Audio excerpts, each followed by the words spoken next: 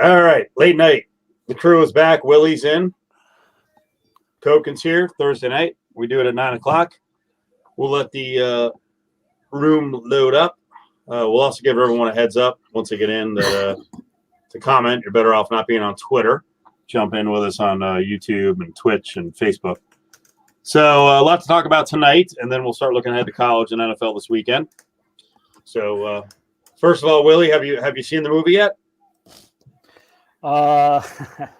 So I started to watch it the other night, and okay. Now it's not because of the movie itself, although I would imagine that if it was a little bit more endearing, I wouldn't have done this, but I fell asleep. But as you know, I mean, if it's after a certain time and I'm putting something on, I'm usually falling asleep to TV. But it didn't grab me. I listened to you and Adam today, and a lot of things that he was saying that he and I talked about in the media room at the Raiders, I definitely agreed with, and we both agreed with. I'm going to give it another shot, though, and I think what I'm going to try to do is watch it in two parts because it's about 2 hours long. And that's going to be like first thing in the morning when I go do my cardio and I need something to watch because I do about an hour's worth. So I could sit there and watch it while I'm wide awake. So I have not seen it, and I have not given it its full attention that I should. What movie? Many Saints of Newark. Oh, I haven't seen it. I've heard mixed reviews. Yeah. Very mixed reviews. The critics, the actual critics love it. And people I know are kind of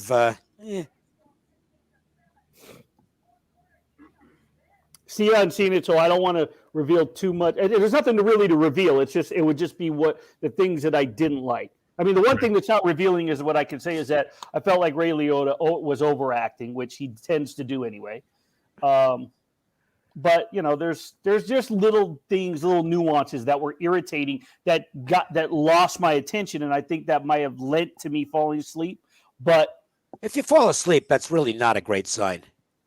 Yeah, it's just that I could be watching. I mean, I could be watching football. It'd be a close game, and I could pass out just because I'm tired. So that's why I got to see what happens in the mornings. It's just a general question for everybody, for you guys, and for our friends who are chatting with us, or we hope will be chatting with us. Has there ever been a good prequel? Man, that's a good question. For that matter, there haven't been that many good sequels, but prequels, I mean, off the top of my head, I can't think of one. Yeah, neither can I. It's kind of like, I've always felt this way. Nobody should have ever remade an Alfred Hitchcock movie. You know why? Because you can't do it as well as Hitchcock did it. Right.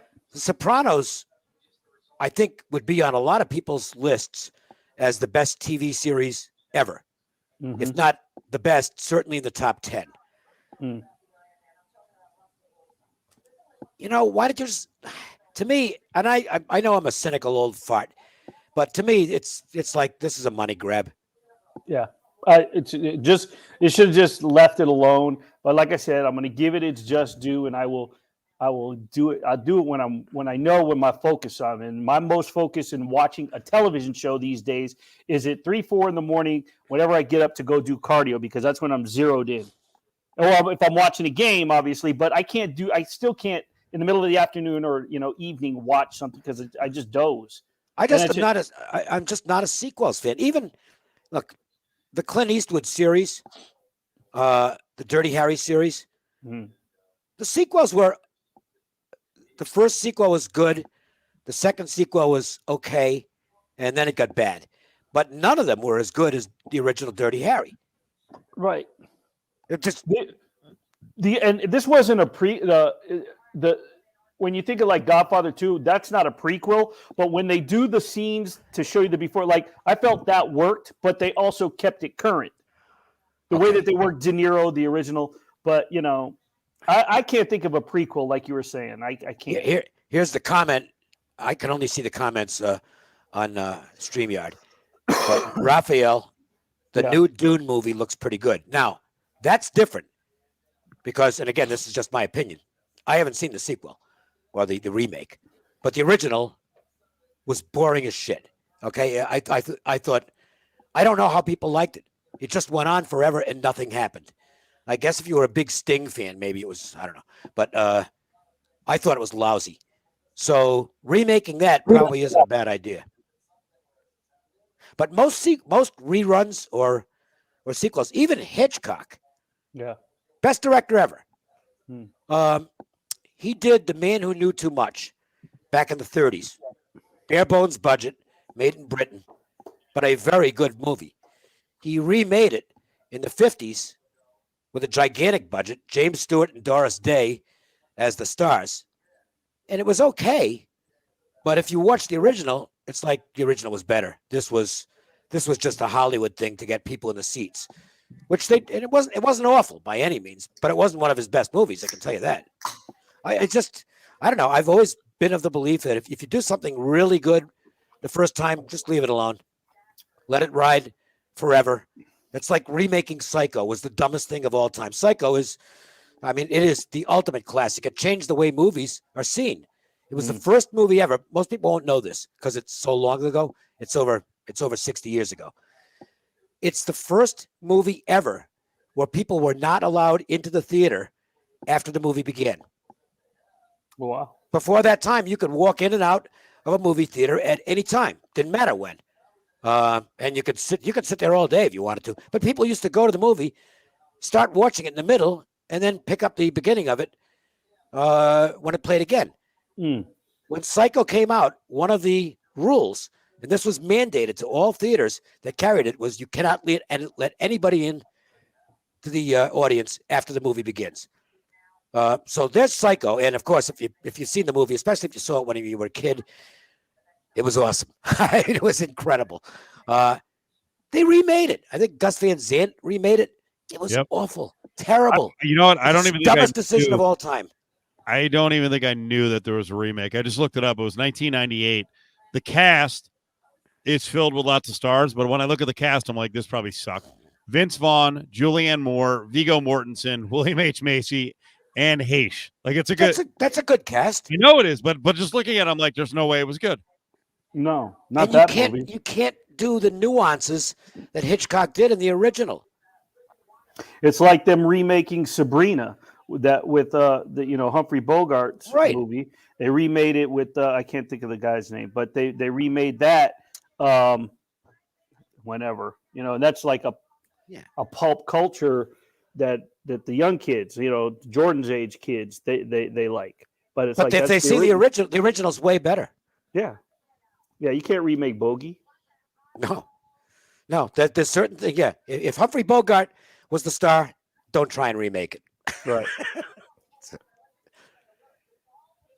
So tonight's action: baseball or the NFL or even college. What'd you guys have? Anything? A quick comment on the college.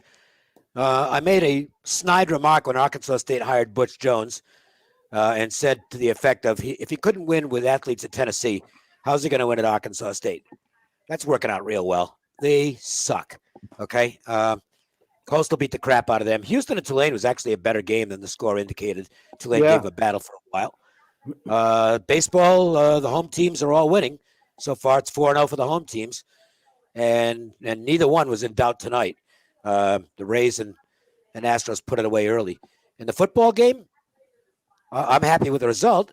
But I will tell you, I got pretty antsy in the fourth quarter when Geno Smith came in the game and looked like a Geno Smith I hadn't seen since he played at West Virginia. Yeah.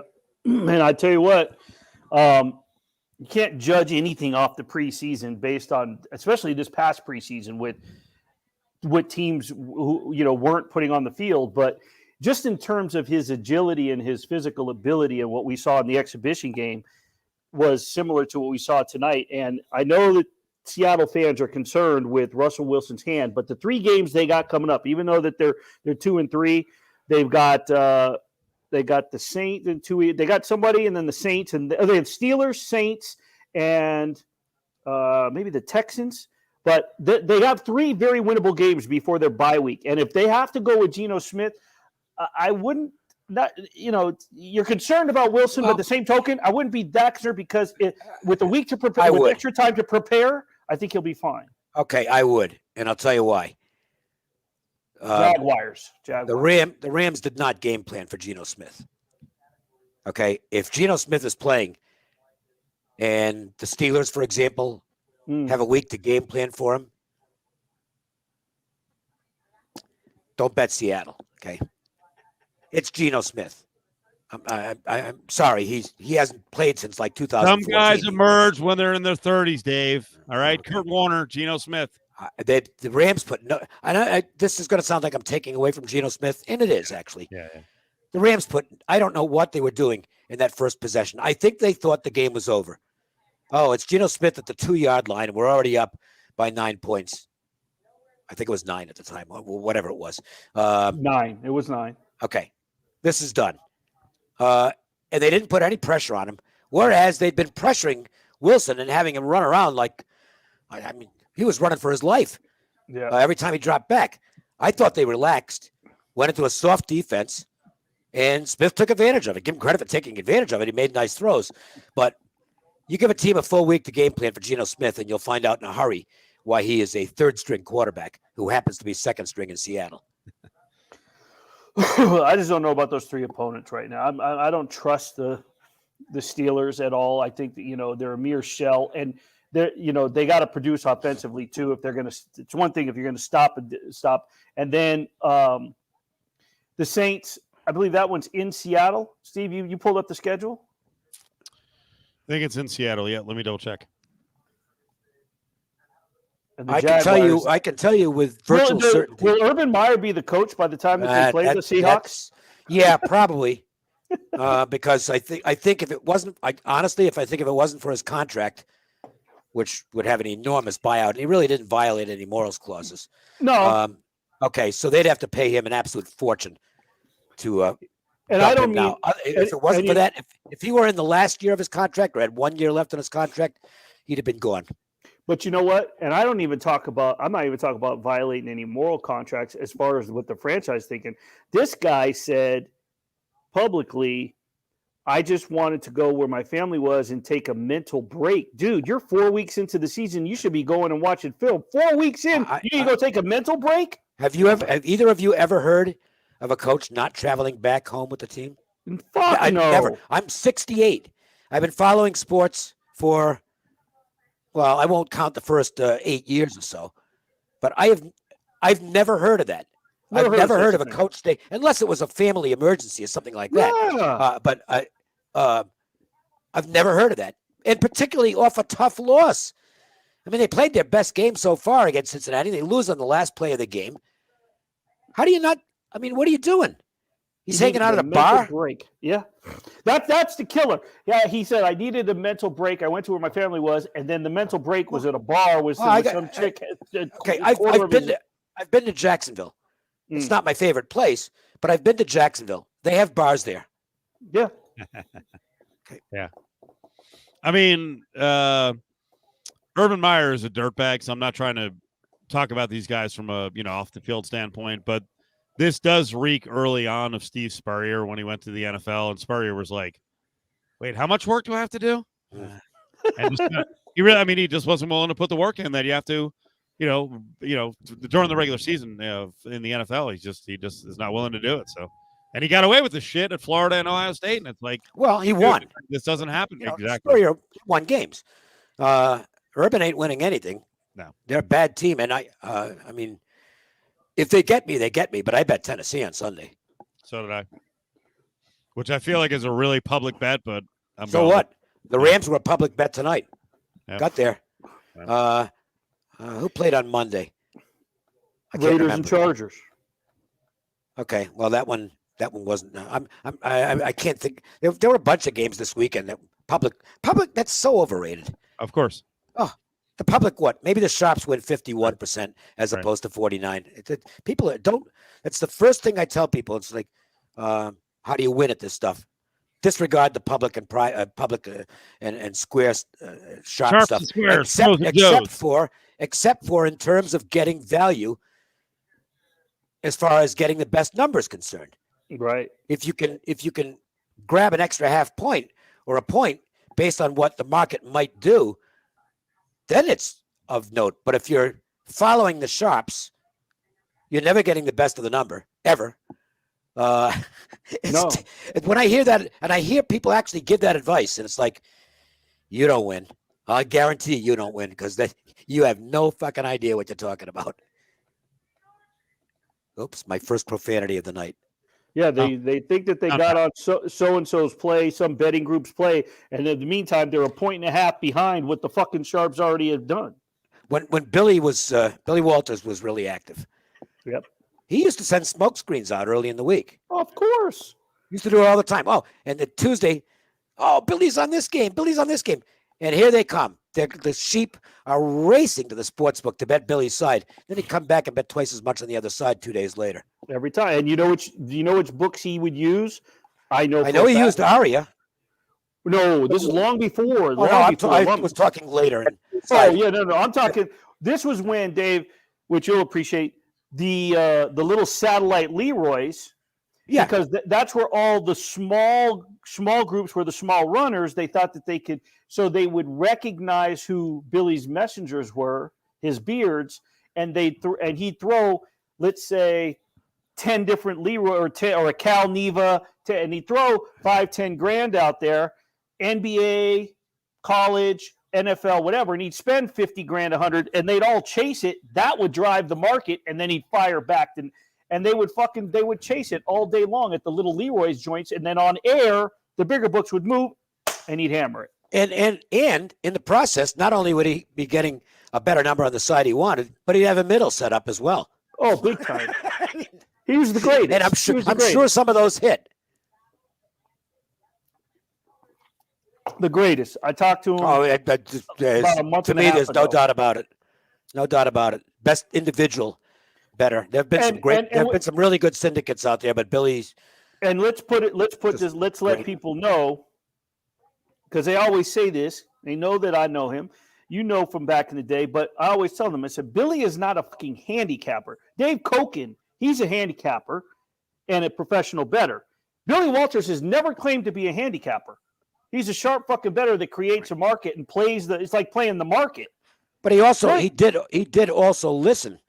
Yeah, oh yeah. He had some very sharp cappers. Yeah. On his payroll. Yeah, and the I know some of them. Let's not forget way back with him, and I can never remember the doctor's name when they created the original Computer Boys. Oh gosh, was it Ivan Mendel or something like that? Or Erwin, yes, I think that's it. Yeah, the doctor.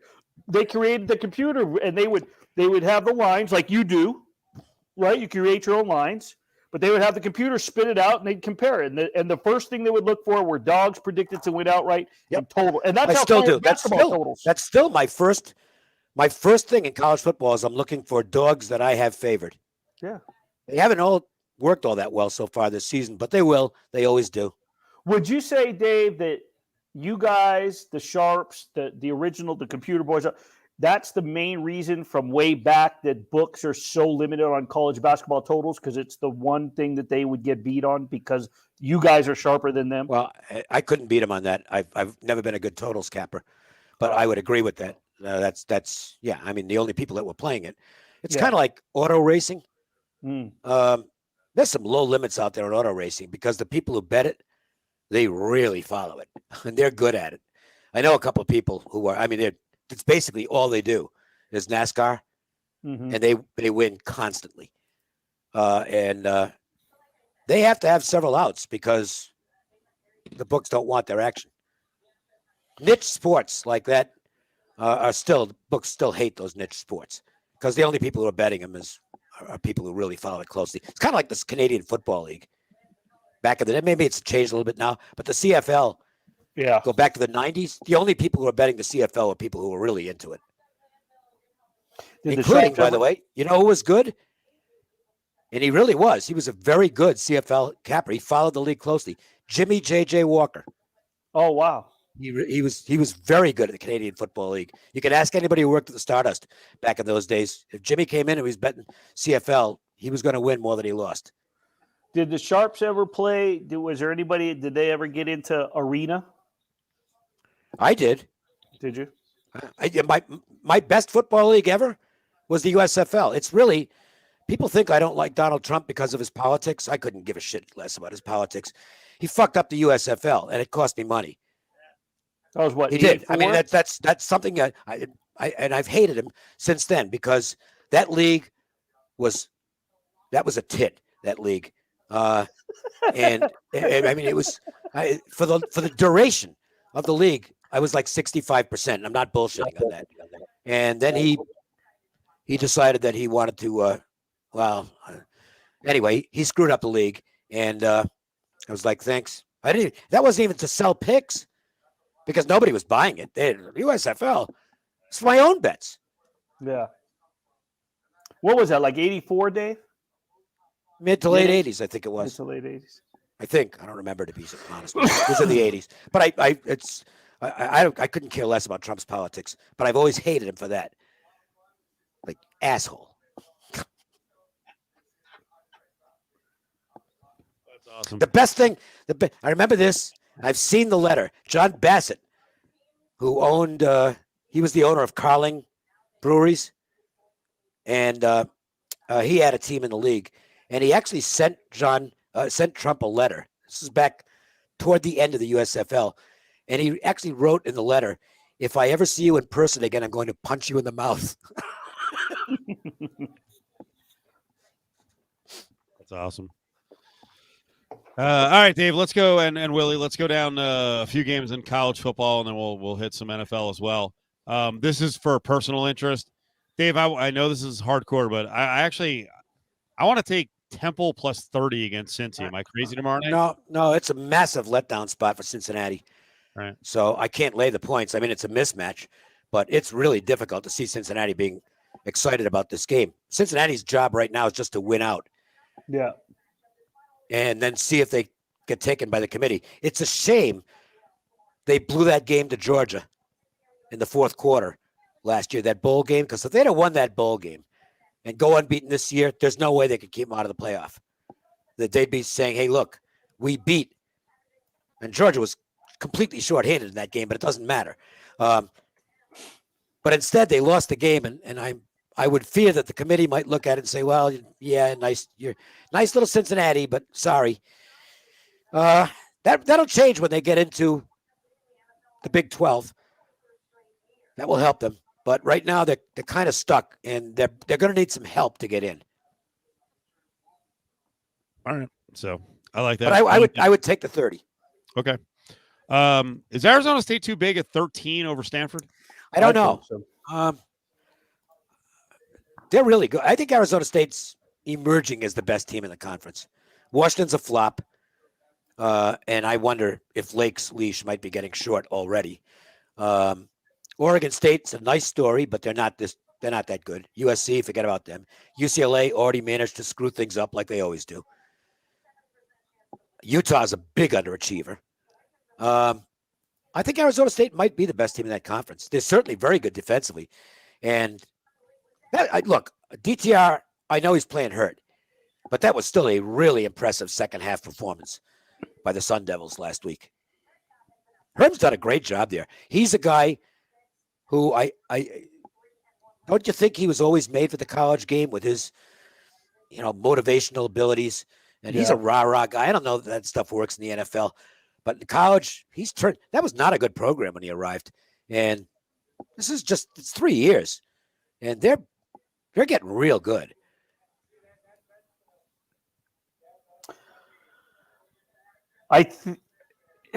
It's a tough game for Stanford based off of it could be ripe for a letdown, but I also think that they have to come in focused if they're going to make a push. And I don't know if they're going to win this game, but I think that they can keep it inside double digits just based off of getting into a physical battle with this team.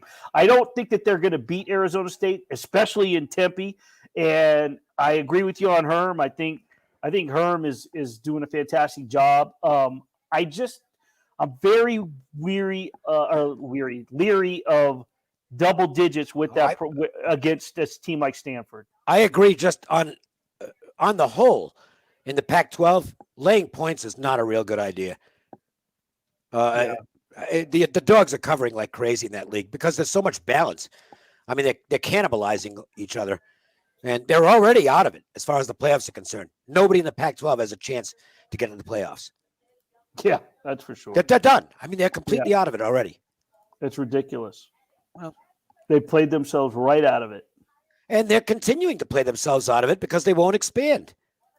Mm-hmm. It's a bad idea. We've already entered the age of the super conferences. Pac-12 is getting left behind.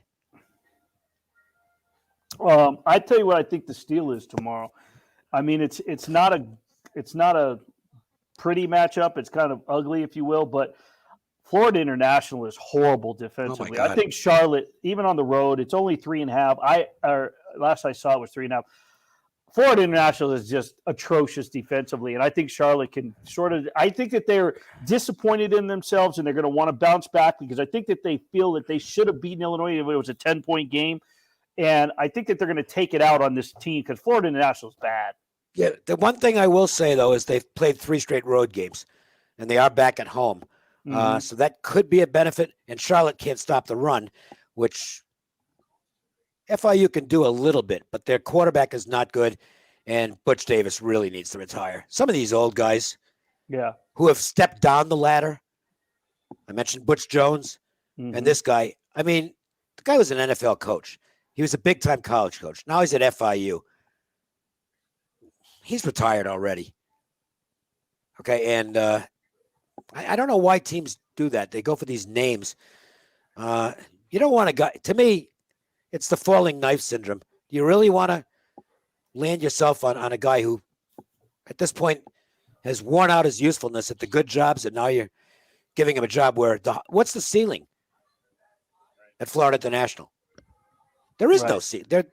I mean, it's very limited. Let's put it that way. So to me, it's just not a job that I think most guys are going to do well. And we see an exception. I thought John Robinson was great here at UNLV, and it was definitely a step down from him. But most guys, and he got him to a bowl game, and we won it, which is amazing. Yeah. But most coaches who are just looking to do something in their 60s or 70s, they don't. Even Howard Schnellenberger, who was really a truly great football coach, his last stop was not real good. Right. Where was that? Florida Atlantic, right? I think he started Did he start FIU? I think he might have started FIU. I forget I thought he finished at FAU though. I don't remember. His last job wasn't exactly vintage Schnellenberger. Real quick to your point on Charlotte's rushing defense, Florida International. It's real bad. But Florida International, I'm just looking it up here. They rank 101st with their rushing offense in the nation. Oh yeah. So I don't know if they can take advantage of it. I think out of all that, I think out of everything tomorrow, I like Stanford. I actually earmarked that one, but I think Charlotte's going to just roll that team out of frustration. I'm not going opposite you. I bet FIU once.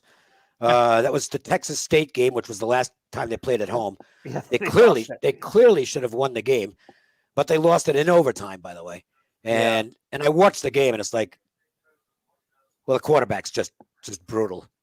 he's no good. I don't like ripping college kids because it's not like if I want to trash a guy who's playing for a living at the pro level, I'll do it. But so I'll temper the comments on the college kid. But they're not very good. Let's put it that way. So I'm not going to bet on FIU. Do you guys think Ohio State is ready to take off? Yeah. Annihilated Rutgers, and they're laying 20.5 against Maryland. Yeah. Yeah. And Maryland, they lost, what's the wide receiver's name? I forget his name. I know I've got it in my notes someplace because I made sure to mark it down so I wouldn't forget it. He's a first-round draft choice. Dante Demas. That's the kid, Demas. He is fabulous. He's not just the best receiver on the team. He's the best player on that team by a lot. Okay? I wonder what he's going to do now because this was a serious injury. He might take a red shirt and come back because he'll drop his stock will drop in the draft. Yeah. And he might actually be better off redshirting and coming back to get back in the first round. Because he's, to me, I think he was a cinch first rounder, one of the first receivers off the board. So Maryland's handcuffed on offense, and Ohio State looks like it's putting it together. This is not now the same team that lost to Oregon and had trouble with Tulsa or Toledo or whoever Tulsa. Yeah, Tulsa. They're coming on, and it could be a really rough spot for Maryland. But it's in the number. I mean, the number went way up. All right. Beyond that, let's go down the board a little bit. Now it's starting to go back up. I wanted to bet BYU against Boise. I was hoping it was going to get below 5, but now it's back to 5.5, 6. Well, who's playing? Who's playing QB? Well, that's a good point. I think Hall might play. Obviously, the other two guys are available. So I don't know. I don't think Romney is. I think it's the third stringer. Now, Hall might be. And the fact the line started to creep back up maybe indicates that there's some information that Hall is going to be able to go out there and play. And if so, they should be okay because Boise is – the glory days are gone. That is for sure. I can hardly wait. This is going to be like UNLV basketball from a football standpoint because Boise fans are used to being big time. Yep. And they're just not that good anymore. And the program, it's not a bad program, but it's now just a mid-major program now. That's all it is. And what you're going to hear on an annual basis from Boise State fans is, well, we got to hire this guy. Every time a big name coach becomes available, we got to get him because they're going to be living in the past, just like UNLV basketball fans did for 2 decades, 3 decades. Yeah, the last sense of stability that program had was probably when Chris Peterson was there, and it's been trickly, and now it's declining a little bit faster. They're no longer the best team in the Mountain West. No, and that got shown last week. I mean, they just don't have that killer where when they're ready to fuck you up, even if they're losing, when they're ready to turn it on, they just don't have that. They don't have that killer instinct. They don't have the personnel. And I think no matter who plays, I think BYU at home is going to make a statement in this one. Because I think I don't know how. I'm not that sold on. I'm not that sold on BYU either, to tell you the truth. I just don't know how. I think they're okay. I don't know how they're going to go against that defense. I would love to see. I would love to see BYU end up with a good enough record so that they're in a bigger bowl against the Power 5. And if the Power 5 is interested, they'll run BYU off the field. They're not that good. I know Arizona is not a good football team. They're struggling. But the thing is the way that BYU handled them in that Vegas Kickoff Classic, they handled them the way they were supposed to. But I don't agree with that. Well, I don't agree with that at all. Arizona outgained them in the game. Arizona actually looked like they could get back in the game. Arizona sucks. But I just felt like BYU – I think that BYU has shown since that game, at that game and since that game, they've steadily put it together, and they look technically sound is what I'm trying to say. Okay. We're on different pages with BYU. I don't think that Boise State can move the ball against that team. No, Boise State's one-dimensional. They can't run. All they can do is throw the ball. They're not very good. So maybe BYU handles them, but not. We're on different pages with BYU. I barely have them in my top 50 nationally. I think they're like, I don't have the power rankings in front of me. I got like 48, something like that. They're just not that good. But they are unbeaten in the Pac-12. Yes. A little off the radar here, but what's your read on what's happened to San Jose State this year? Now, Starkel is injured, and Brett Brennan is apparently one of these guys who wants to keep secrets. So I think his backup's decent. He can't throw well, but he can really run it. So this is an interesting spot because CSU has not had a great season. But Colorado State's 2.5. Yeah, they've actually played pretty well the last couple of games. So I'm not laying it with Colorado State, but I don't think I want San Jose here. Look, a lot of things went right for them last year. Yeah. And that's just the way it rolls. Sometimes when everything goes right one year, it goes wrong the next. And this is not a San Jose team that is inspiring much confidence here right now. For that matter, you can say that about the whole Mountain West.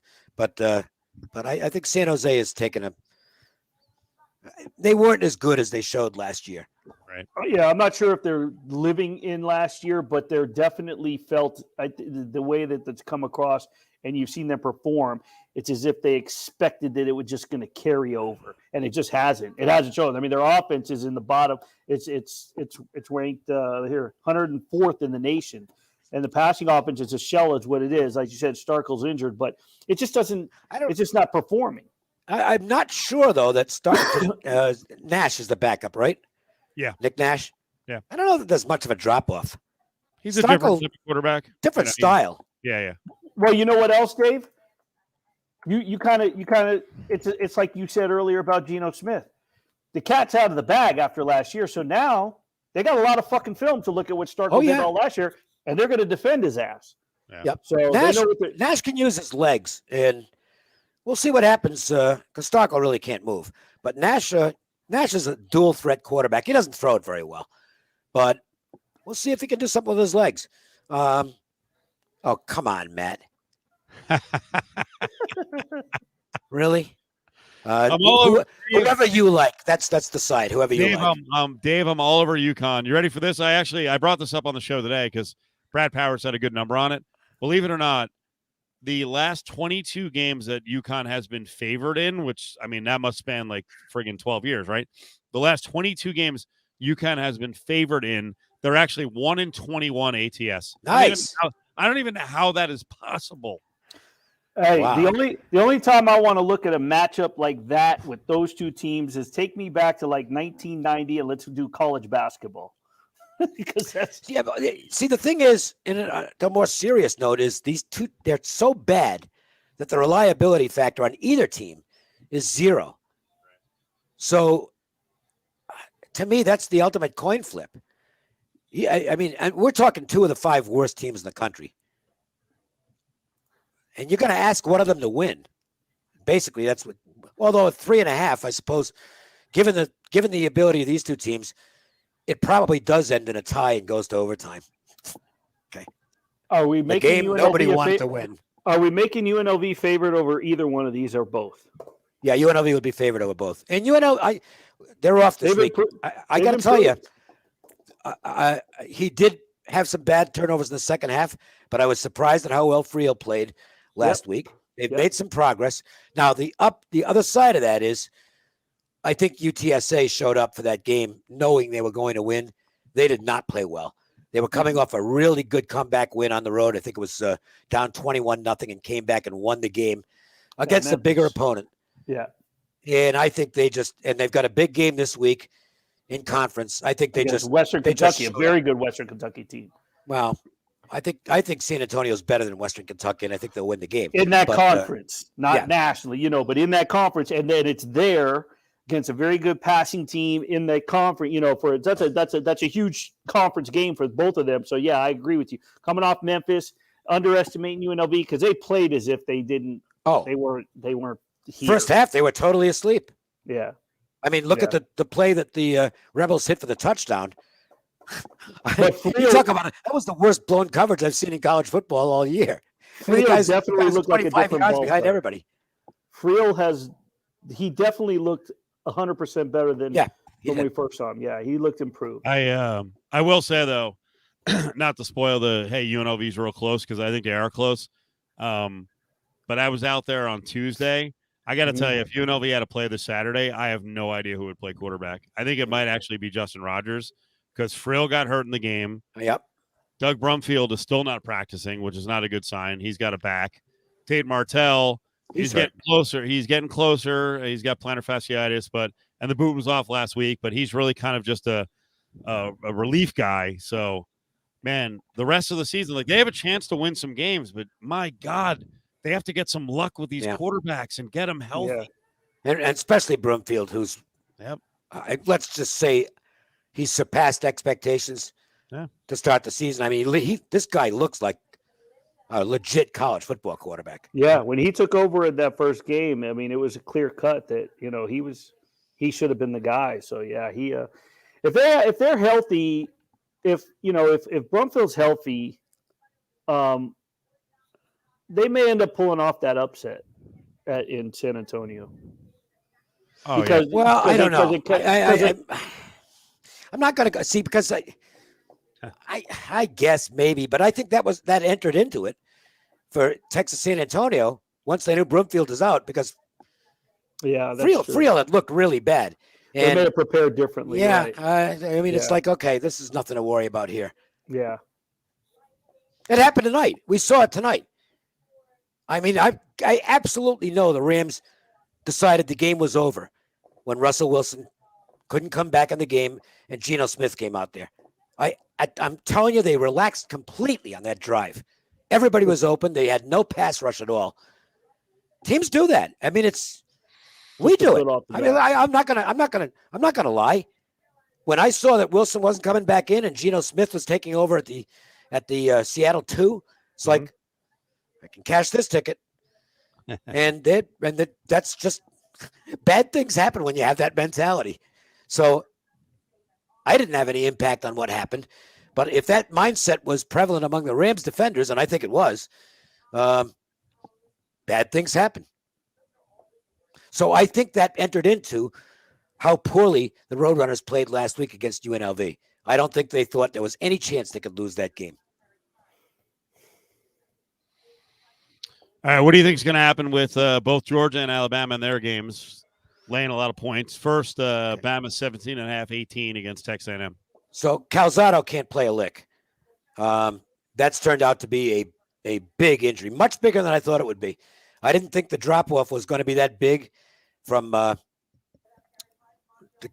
run-pass option that they had. I'm forgetting his name. Sorry, that happens to me all the time.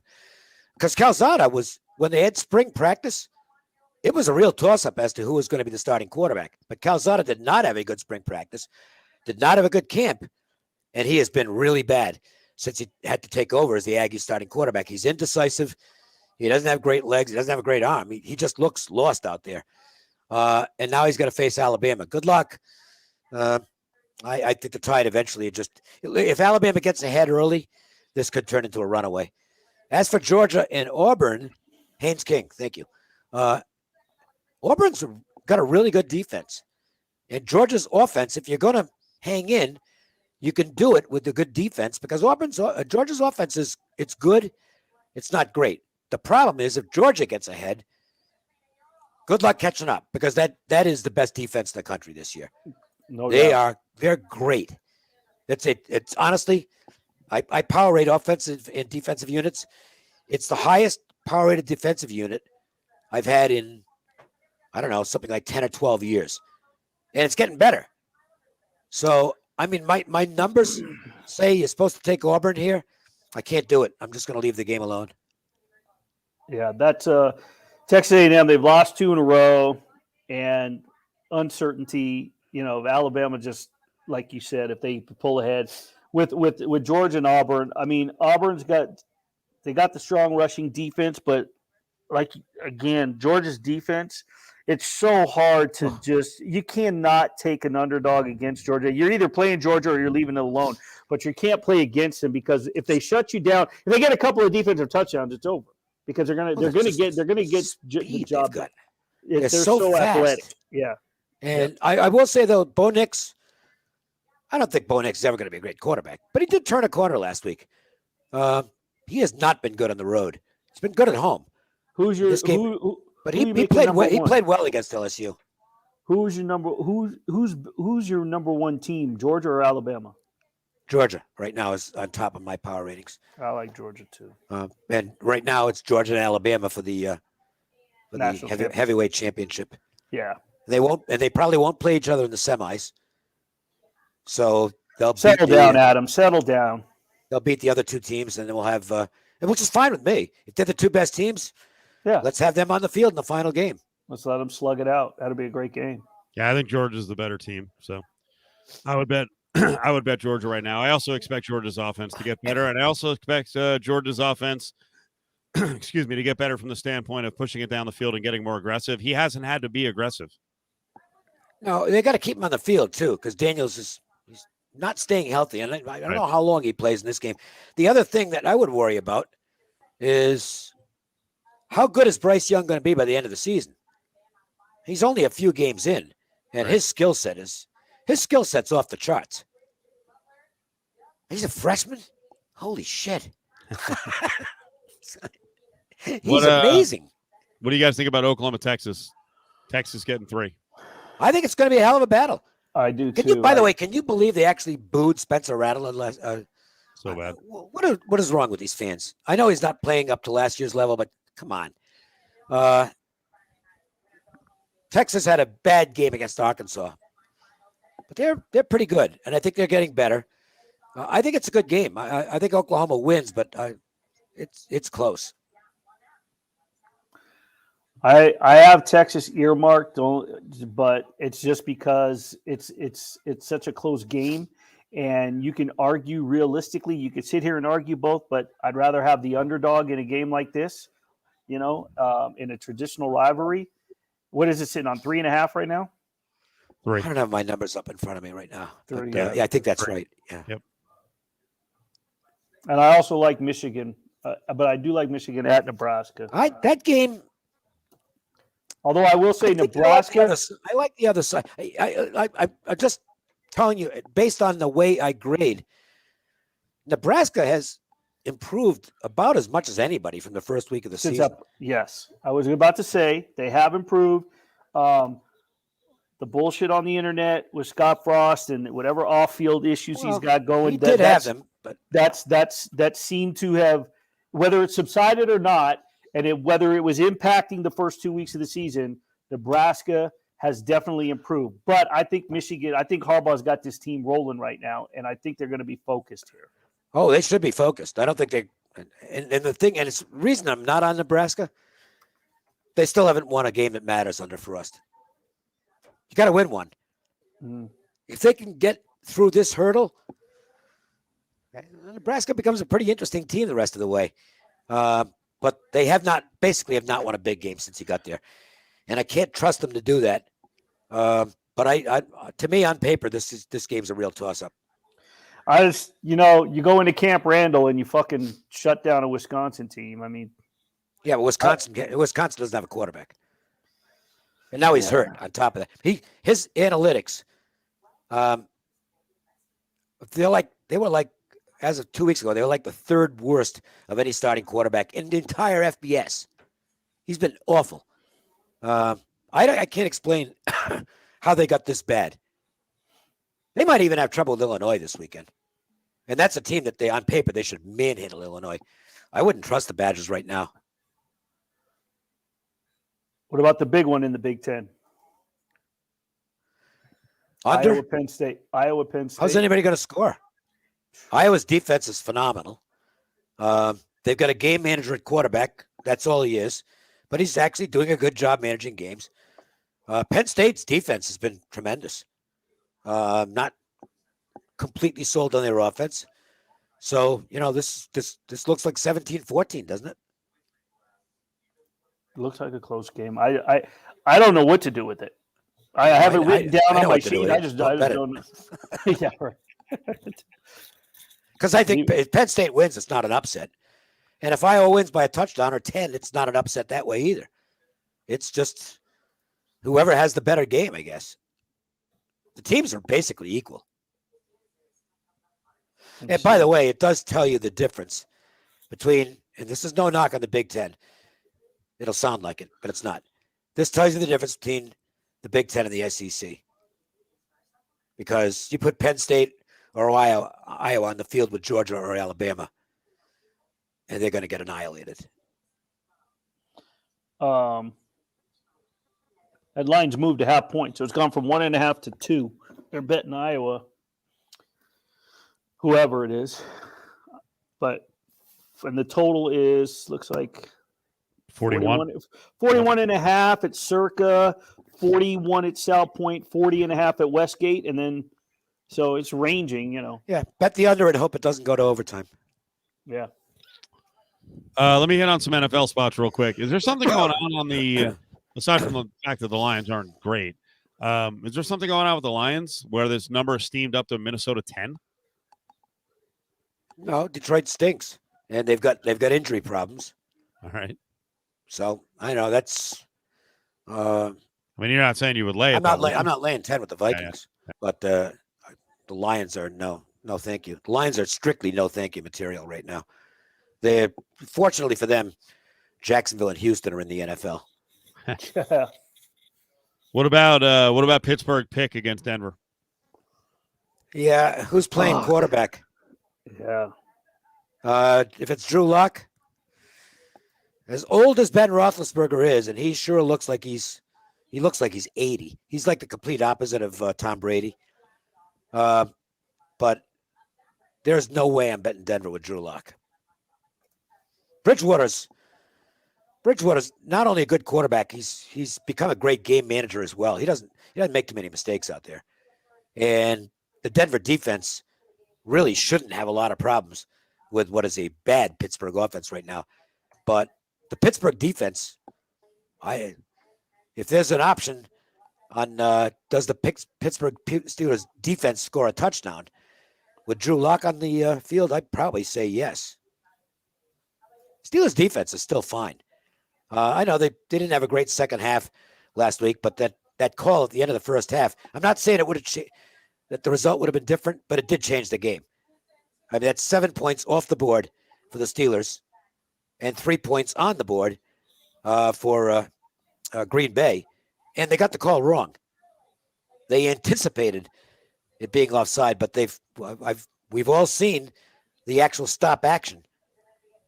And he had started the snap before those guys took off. It was a bad call, and that was a gut punch for the Steelers. They're going off with the lead. That was big. I also am a big believer in schedule strength and our strength of schedule. And I think the Broncos showed their ass at home against the Ravens after 3 crap opponents. And Pittsburgh's played some pretty tough teams. Yeah. So having to travel to Pittsburgh off that loss, Pittsburgh's played Buffalo, beat them, the Raiders, the Bengals, the Packers. So if I'm going to play this game, I'm playing Pittsburgh. I just don't know that I would touch it. If anything, I might look at the under. I would agree with that. I mean, strength of schedule is clear. The Steelers I don't think the Steelers are a good football team, but they've played 3 very good opponents. Yes. I think the alarm sign is probably in the Bengals game. Bengals are not yet what you'd call a good opponent, and that wasn't a real good game for them either. And Ben just doesn't have it anymore. Yeah. He didn't have it last year. The thought was, well, he's going to come into camp in better condition, which he did, and healthier. But it's just the sand has run out of the hourglass. And that's it. Retire and head to Cooper, not to Cooperstown, but to Canton, because he's going in. He's had a great career, but we're kind of getting used to seeing quarterbacks last forever and be effective, like Brady, who continues to do so, and Drew Brees, who, despite the fact that he's like 3'6", lasted as long as he did in the NFL.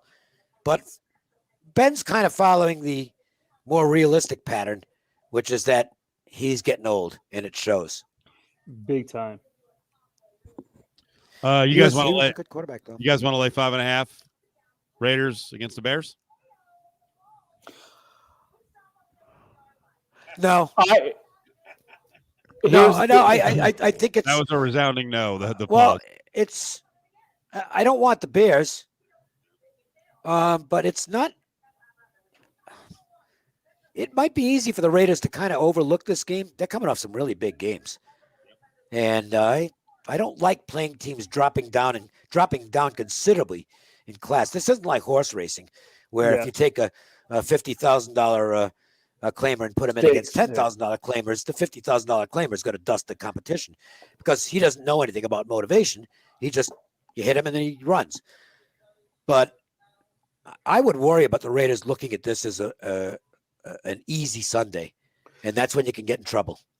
The only reason I would argue against that is this. They fucking got embarrassed on Monday night. And so regardless who they're playing, they're going to want to avenge that. It's the only reason I would lean on it. Otherwise, I'm not comfortable with that fucking offensive line of theirs. But the thing is, the Bears' offensive line is worse than the Raiders, and that's fucking saying something. You got the rookie quarterback, even though he's played in all 4 games, he's now officially the starting quarterback. He looked a lot better last week, though. Yes, he did. You have the top edge rushing tandem, realistically, based on Pro Football Focus grades, with Max Crosby and Yannick Ngakoue. And I just think that the only reason they're not going to let down is they're coming home. Last time they got off a short week with the emotional win over Baltimore, they had to travel to Pittsburgh, and they got the win. Here, they traveled fucking home, 400 miles. They come home. They've been home. They're going to be at home. Allegiant's going to be rocking, and they will be up for making amends. I have a question. Yeah. An opinion from you guys in our people in the chat room. Chicago, doesn't matter how good or bad they are. Yeah. The Bears Nation really travels well. It'll be the number one visiting crowd. That's what I was going to ask, is what will the split be in this game? Because this is a game where I think a lot of Raiders season ticket holders will say, I can turn a nice profit selling the tickets for this game. I think you might. I'm not saying 50-50 because I don't think that'll happen. But I think this is going to be the least home field advantage the Raiders will generally enjoy, maybe of any game. Because, I mean, the Bears fans are a great, great fan base. We brought this up in the media room today when we were waiting on Ngakoue to come in because they had meetings. So the as you know, Steve, because you're waiting on Adam, we had to wait for Ngakoue. The press conference was separated. Normally we get the 2 coordinators and then back-to-back players. We had to wait. So we were sitting there talking, that exact thing came up where we thought that this will be the number one visiting crowd. Yeah. Because and you think about Golden Knights games, those Blackhawk jerseys, those Blackhawk fans. So there's a lot. Somebody was saying today, and I can't remember who it was in the press room, that at one point they had done, before this was a pro sports town, and Dave, you may remember this, before this was actually a pro sports team, they had done some sort of survey, but the number one fan base in this town for pro sports were Chicago sports fans. Yeah, and look, there wasn't a year that went by, even when they sucked on an annual basis, the Cubs would get the most future tickets. Yeah. Because the Cubs fans was like, well, we don't care. We're betting on the Cubs. This is the year. Yeah. Never was, and then it finally was. And outside those PSLs and the season tickets, that was the number when those single game tickets became available for this season. They knew that they were opening up the season. I mean, I have close friends who married couple. I mean, that was first. They text me right away. They got their Golden Knights season ticket holders. That's all they wanted was Bear seats. Yep. So, I mean, every single Chicago person I know that's either from Chicago or loves Chicago or whatever, I mean, this will be, it would not surprise me if the Bears fan, and the Dolphins had a great turnout for their fan base came out strong. So if the Dolphins fans are coming out strong and there's teal fucking everywhere. This is why the argument that people have about baseball not working in Las Vegas, they are out of their minds. Mm-hmm. They're it's not a matter. It's not an opinion. It's a fact. The hockey team, visiting fans travel here like crazy for one game. Yeah. NFL, we're seeing the same thing already for one game. Baseball, when they're here for 3 or 4 games, absolutely. They might not go to all 4 games, but they're going to be in town they're going to take their vacation week out here. And look at the crowds will be huge. And look what we've been experiencing the last several weeks, and we'll just use this weekend as an example. You got fucking the Golden Knights, whether it's preseason or not, but their home opener is Tuesday. You got the fucking Wilder Fury. You got the PGA Tours here. Yep. You got the Raiders.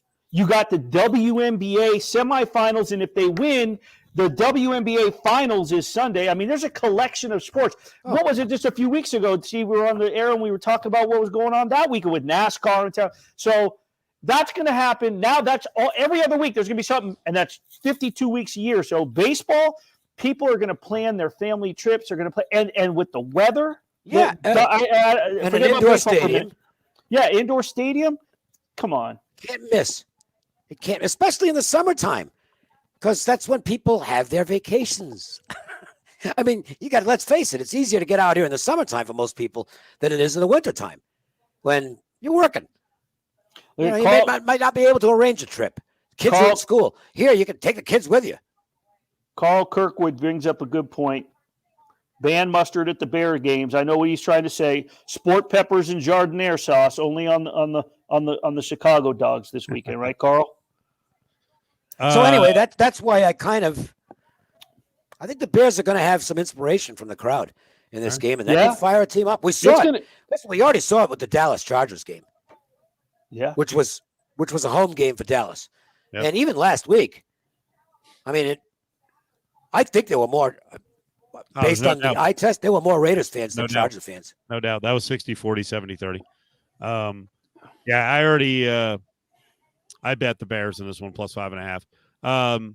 One more game to hit. What are you guys going to do with Kansas City and the Bills? It's 2.5, 3. Kansas City favorite.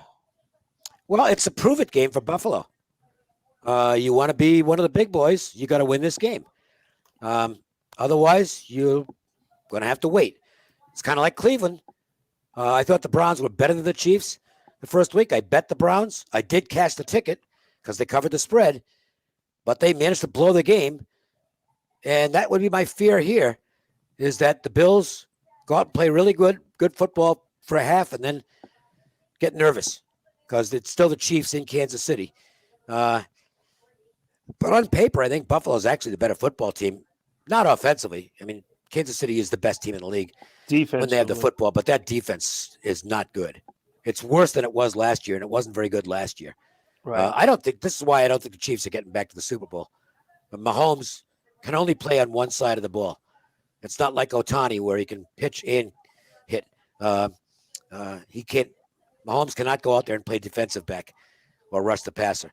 When he's on the field, there's no team better. But boy, when that defense comes out, it isn't very good. They can't hold a lead either. Right. I mean, the Ravens got him. The Eagles. It's the Eagles. Put 30 points on the board last week. If I'm going to play this game, I'm going to lay the points with the home team just because I agree with Dave. I don't think that the Bills – I don't know how else to put this, but I think that they're going to play their ass off in the first half. I don't think that they're going to know what to do with themselves if they're controlling the first half. How are they going to come out? They're going to be like, I think that they're going to fuck it up somehow unintentionally because they're just not going to know how to control the tempo for all four quarters. And let's not forget, they say Seattle's loud, but Arrowhead Stadium is a loud fucking place. It's crazy. And by the way, I was getting 6 with the Browns that first week. There ain't no 6s on this game. Buffalo's probably going to have to win the game to cover the spread. So if you like the Bills, this is one you probably tease this up. Right? What's the number on this game? 2.5 right now. Yeah, okay. So it actually fits on the math for a teaser because you go through 2 key numbers, 3 and 7. Yeah, and you actually go through 8 as well. So that's the way if you're going to play the Bills, that's the way to play them with somebody else who fits on the math as well. Yes, Steve. Key numbers. Oh my God! Let's not get into it. I had the key number tonight, and I got effed by a stupid field goal at the end, and a pick that was too quick from Geno Smith. So sometimes you can't win them. No, but yeah, I mean, look, at least you were in it, even after Wilson got hurt, which at that point it kind of looked like lights out. Yeah, I was just giving you shit because of yours and Adam's talk. Oh, I know. I'm gonna keep doing it. I'm gonna keep doing it as the experiment and getting. Snapped at by Von Tobel and Adam that I'm doing it wrong somehow. So we'll see how it works out. By the way, my best tweet of the week was I got the day wrong. I was right after the Red Sox beat the Yankees. And I tweeted that I'm going to be on with Matt Humans and JVT. Particularly, this was aimed toward Matt. I said I'm going to be on tomorrow at 1:45 p.m. Pacific time, about the same time Aaron Judge reaches home plate. That was a good one. That was a good one. I'm sure it stung for Matt as a Yankee fan. So yep. Red Sox did it again. I've been. People don't understand this. I've been saying all week. Anything the Red Sox do now is gravy. Totally. Even if they lose, you didn't 3 think games. They had a shot to be a good team this year. I remember. And the thing they're way ahead of schedule. You told they eliminated the Yankees. You're like Dahlbeck. Yeah, it's not getting done. Like you guys have a bright future. Yeah, they're going to be okay. And the thing is, any season where the Red Sox are still playing when the Yankees aren't, particularly if the Red Sox ended the Yankee season, that's a successful year. That's a win. For every Red Sox fan. Maybe not for the players, but for the fans, we don't require much more than that. Well, I go back to 2004, and I people still look at me cross-eyed when I say this, but this was the majority viewpoint among Red Sox fans. If they'd have gone out and lost the World Series to St. Louis, it would have been, well, shit. Well, at least we beat the Yankees. Crazy. Okay? Isn't it? Yep. As it turned out, we got the cherry on top when they swept the Cardinals. But it's still, there's nothing better for a Red Sox fan than beating the Yankees. Yeah, the comeback never goes away. Ever. Nope. Ever. I still can't watch that stupid documentary. It's like me. I have not watched I watch every 30 for 30 because I think they're extremely well done.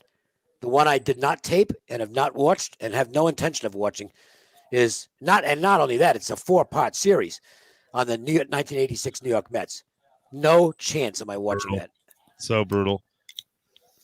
Open the wound, which still is not closed, and pour salt all in there. Well, at least we got the Bucky Dent wound out of the way because he was at the game the other night. Yeah. So that was like, okay, we're even. Fuck you, Bucky. All right, guys. Good one. Real good. Good luck this weekend. I hope you